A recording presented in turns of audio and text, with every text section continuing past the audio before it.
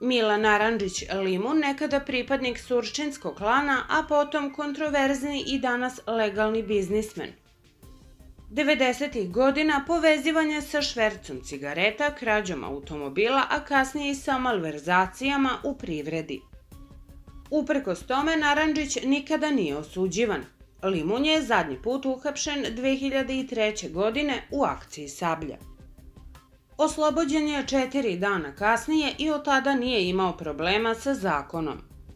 Finansijski izveštaj preduzeća iz 2005. godine pokazuje godišnji promet od oko 700.000 američkih dolara. Preduzeće je 2012. godine obrisano iz poslovnog registra zbog toga što ne postoji na registrovanoj adresi i jer nije moglo da plati dugove. Ova firma se bavila proizvodnjom poker aparata. Spekulisalo se da je 2008. godine zbog sukoba sa kladioničarskom konkurencijom u dvorište njegove kuće bačena bomba kašikara kao upozorenje. Ipak pojavila se i druga priča da su to Zemunci uradili jer se kod njega nalazio deo od 22 miliona evra koje je Spasojević 2002. godine dao Bagziju da sakrije.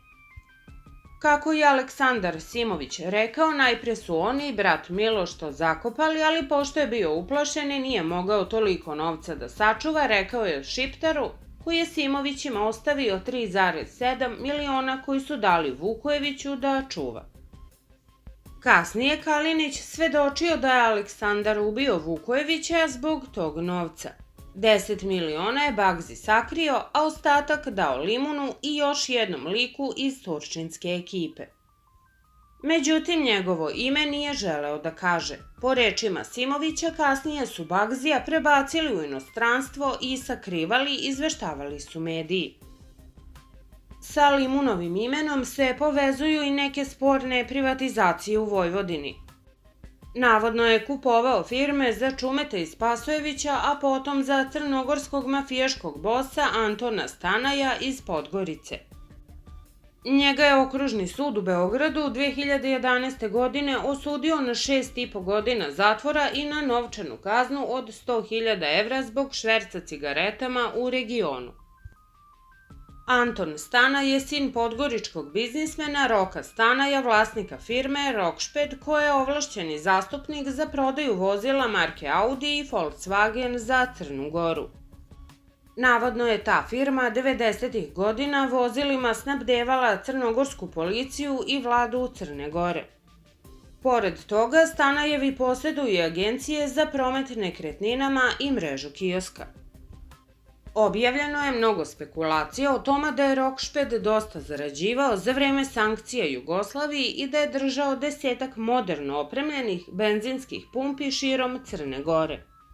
Stanaj se zatim sklonio u Sudan i tamo se krio do 2013. godine kada je ubijen. Mila Narandžić Limun, nekadašnji pripadnik surčinskog klana, potom kontraverzni i danas legalni biznismen, 90. godina povezivan je sa švercom cigareta i krađom automobila. Uprkos tome, Narandžić nikada nije osuđivan. Limun je poslednji put uhapšen 2003. godine u akciji Sablja. Oslobođen je 4 dana kasnije, od tada nije imao problema sa zakonom. Iste godine osnovao je preduzeće LD Games u češkom gradu Čep. Novinari su išli na adresu ove kompanije, ali tamo nisu našli uopšte preduzeće, a ljudi iz te ulice rekli su da se ne sjećaju da firma uopšte postoji. Ipak, poslednji finansijski izveštaj preduzeća iz 2005. godine pokazuje godišnji promet od oko 700.000 američkih dolara.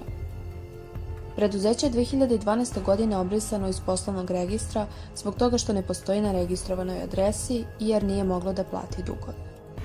Ova firma se bavila proizvodnjom poker aparata. Postoji priča da je 2008. godine zbog sukoba sa kladioničarskom konkurencijom u dvorište njegove kuće bačena bomba kašikara, kao upozorenje. Ipak pojavila se i druga priča, da su to Zemunci uradili jer se kod njega nalazi deo od 22 miliona eura koje je Spasojević 2002. godine dao Bagziju da sakrije. Kako je Aleksandar Simović rekao, najpre su on i brat Miloš to zakopali, ali pošto je bio uplašen i nije mogao toliko novca da čuva, rekao je to Šiptaru, koji je Simovićima ostavio 3,7 miliona, koji su dali Vukojeviću da čuva. Kalinić je svedočio da je Aleksandar ubio Vukojevića kasnije zbog tog novca.